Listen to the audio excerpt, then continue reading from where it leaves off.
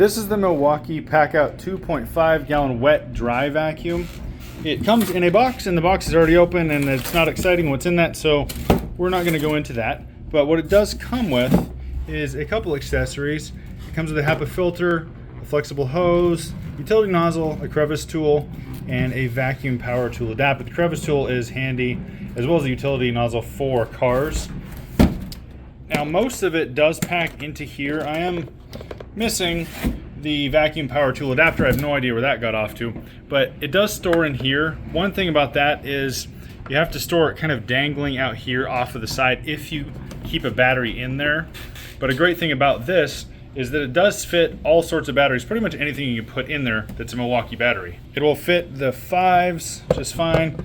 As you can see, there's quite a bit of room in there. Fits the 8s, a little bit less room because it's a bigger battery, and even the 12s, the big ones that you get this with the lawnmower or a couple other things, but that is a huge one. This will actually make this whole unit a little bit heavier. Probably wouldn't need that one. One thing that I've found with these is, I've used probably the 8 the most, is that everything seems to work just fine, of course, unless you get some sort of nasty clog in there, which clogs the inside up. But the batteries, out of all the tools I've used with Milwaukee, the batteries on this tool, they always get really, really hot. So I would take a break every 15 minutes or so, maybe 10 minutes, just let it sit for about 5 minutes to cool off. And the fact that this is closed most of the time when you're using it doesn't do it any favors from not keeping cool. When they tend to overheat, they tend to get this white dust on them. Not sure what the cause of that is, but every time I have something that gets super hot on these or even remotely hot, it just creates a lot of that white dust. That one is dead, so we're gonna have to recharge that. We'll probably go with a small one. We just got a little bit of vacuuming to do. And these are PACKOUT compatible. You can't stack too much on top of this. It just doesn't have the space when you're using the handle. Low speed and high speed. And then the center is off. Now this pops in there and you pop it out like this.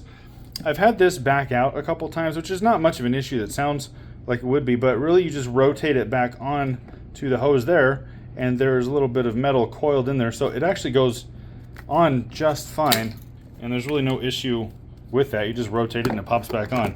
So I thought it was broken the first time that happened, but nope, it was as it's designed to be. And then you've got the unlock and lock. It's in the lock position there. Here in the front is how you open up, and we've got junk in there, of course, because it's being used. And there is the HEPA filter. I'm not going to touch that and get that out right now, but it just turns and snaps.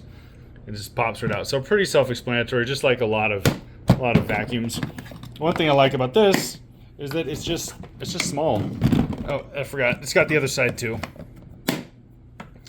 Wet dry vacuum. There is the model number in case you want to check it out. And there it does say it fits all M12, and in fact, it does, because it fits the massive guy there. We've got some crumbs here, nothing too massive, some crumbs on the floor. So I'm just going to use the regular attachment, the crevice tool, which already had some stuff stuck in it. I'm also going to show you how noisy this is. I mean, I don't have a decibel meter or anything, but this thing does get pretty noisy, so I'd recommend wearing ear protection if you do get one of these and use it. Just a heads up on that. If your ears are like mine and can't handle really loud, high-pitched sounds, then this is actually pretty high-pitched whining, and that's pretty much the only thing I don't really care for.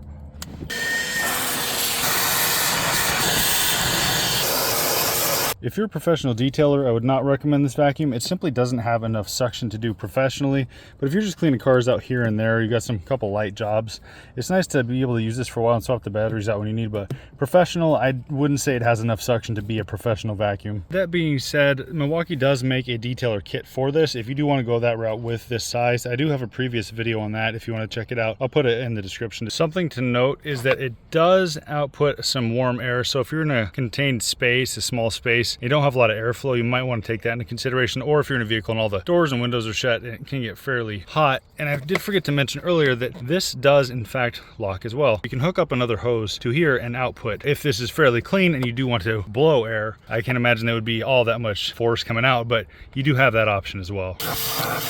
I'm not using any of the attachments here except for this one that came with it, because I don't want to show this thing off with extra attachments just in case you buy the base unit itself. Well, that's it for this battery. battery. It finally died. I had it on 2, which is the highest setting, and it went on for about 35 minutes or so. One vehicle that had almost nothing in it, another vehicle that had some stuff, and this one here had a lot of junk down in there. See, I'm not quite done with it. I wasn't gonna do a perfect job anyway. This is more just getting kind of surface stuff out. But yeah, I'd say about 30 to 40 minutes or so. That'll depend on the life of your battery, and also believe it or not, how warm it is outside, which will affect it very slightly, but it does affect it. Here's the actual UPC in case you want to check this out.